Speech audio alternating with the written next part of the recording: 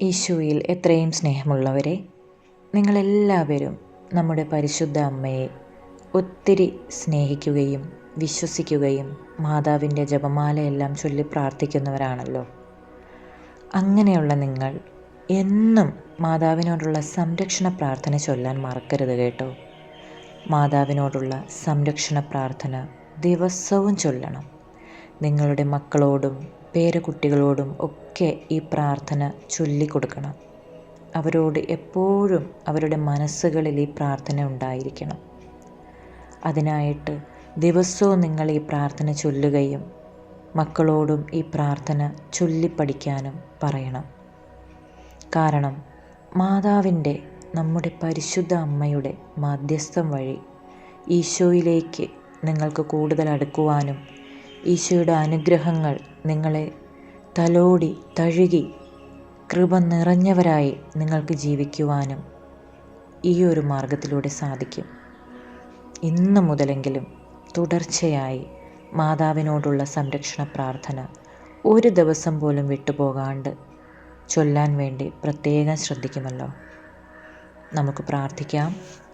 ദൈവമാതാവായ പരിശുദ്ധ കന്യകാമറിയമേ, മനുഷ്യകുലം മുഴുവൻ്റെയും മാതാവും മാധ്യസ്ഥയും സഹായവും സംരക്ഷകയുമാകാൻ ദൈവം മുൻകൂട്ടി തിരഞ്ഞെടുത്തിരിക്കുന്ന അങ്ങയെ ഞങ്ങൾ വണങ്ങുന്നു. ഞങ്ങളുടെ കുടുംബത്തിൻ്റെ മാതാവും സംരക്ഷകയുമായി ഇന്ന് ഞാൻ അങ്ങയെ സ്വീകരിക്കുന്നു.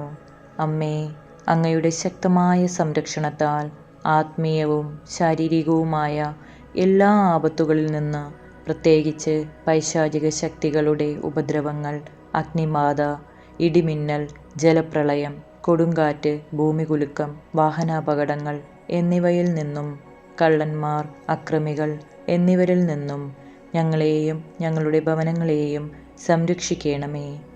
ഈ ഭവനത്തിൽ വസിക്കുന്ന എല്ലാവരും അമ്മയുടെ സ്വന്തമായതുകൊണ്ട് എല്ലാ അത്യാഹിതങ്ങളിൽ നിന്നും, ശാരീരിക ബുദ്ധിമുട്ടുകളിൽ നിന്നും, അസുഖങ്ങളിൽ നിന്നും ഞങ്ങളെ രക്ഷിക്കണമേ.